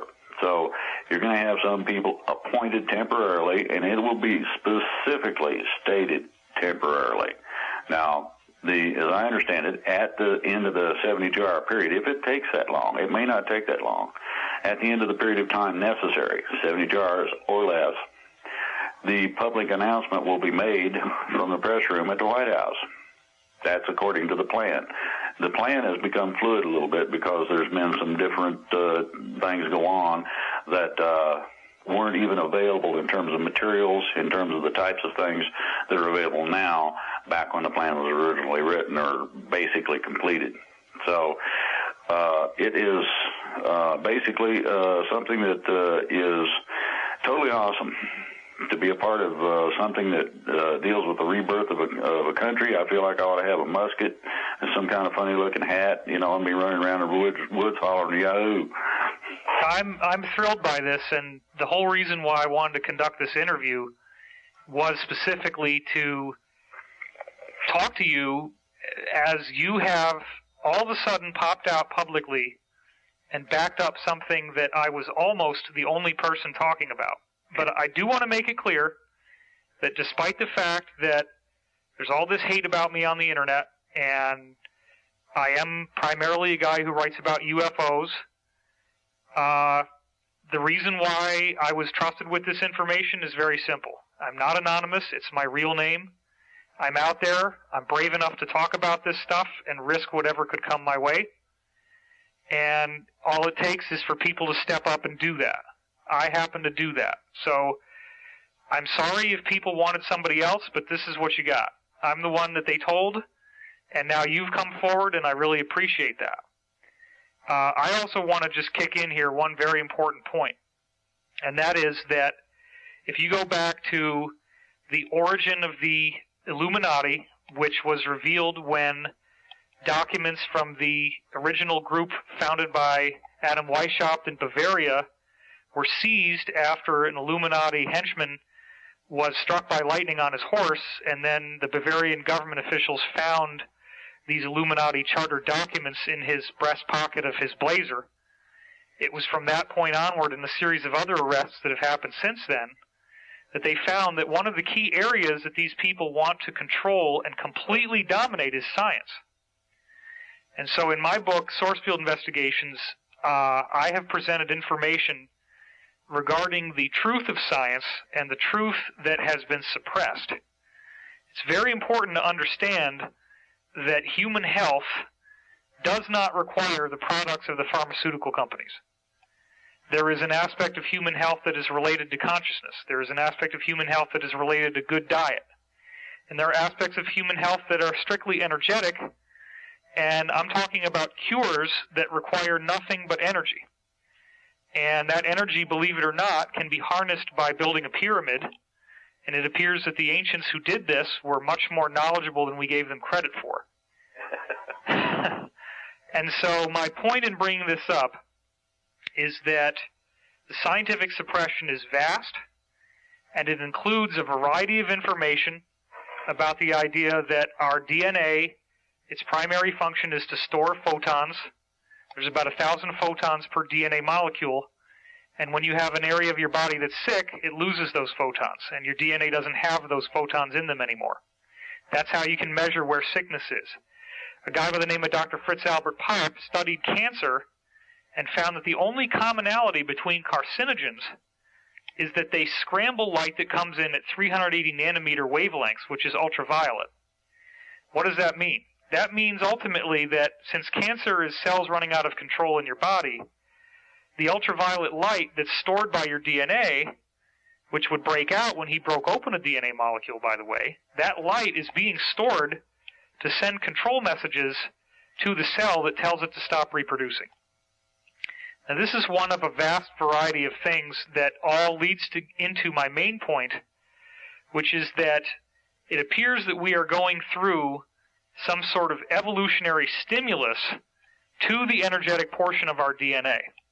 And this is not a random speculation. This is actually based, for example, on the work of Dr. John Hawkes, an anthropologist from University of Wisconsin, who has studied the last 5,000 years of mummies and grave sites that he could dig up and analyze the DNA, and he's concluded that our DNA has changed structurally by a whopping 7% in the last 5,000 years. That means that human evolution has already rapidly sped up on a genetic measurable level. You can trace it in the DNA, and in the last 100 years, there's also something called the Flynn effect, which is that IQ scores have had to be readjusted every decade because people keep getting smarter and smarter and smarter. And so all of this leads back to ancient knowledge about the times that we're now in, which was inherited by these Illuminati New World Order people. And I make a very compelling case that they are well aware of these ancient cycles. They know that the cycles end in 2012. They believed that this would result in some sort of catastrophic earth change, which is a misunderstanding. I want to make that point very clear if I bring this up at all. That is that the origins of these ancient prophecies can be traced back to two ancient civilizations, one of which was in Antarctica, which we call Atlantis, the other of which was in what's now Siberia. The Earth's position did shift at that time, but according to a variety of credible threads of evidence that I've tied together, it was actually the result of nuclear weapons being used. People don't realize that the Earth was home to very advanced civilizations that lost their technology because 90-95% of beachfront property, which is where everybody wanted to live, was inundated. But these people had very advanced knowledge, and that knowledge was passed down from the Siberian strain to Iran in the form of Zoroastrianism, to India in the form of Hinduism, and on into Europe. So you got to go back to Zoroastrian and Hindu prophecy. What did they say about what was going to happen in the times that we're now in? Because everything else, and this includes Hebrew prophecy, Christian prophecy, Islamic prophecy, you name it, they all trace back to these original seed teachings. When you read the original seed teachings, the Zoroastrians say that we're going to go into a period they call Phrosokererti, which is where time changes. Something very intrinsic happens that changes the nature of our reality. So you got to go back to Zoroastrian and Hindu prophecy. What did they say about what was going to happen in the times that we're now in? Because everything else, and this includes Hebrew prophecy, Christian prophecy, Islamic prophecy, you name it, they all trace back to these original seed teachings. When you read the original seed teachings, the Zoroastrians say that we're going to go into a period they call Phrosokererti, which is where time changes. Something very intrinsic happens that changes the nature of our reality. And it's always been a mystery as to what exactly do they mean by that. Same thing with Egyptian prophecy. Same thing with ancient Greek prophecy that they inherited. It all keeps going back to, the Hindus said this too, the coming of a golden age. It's been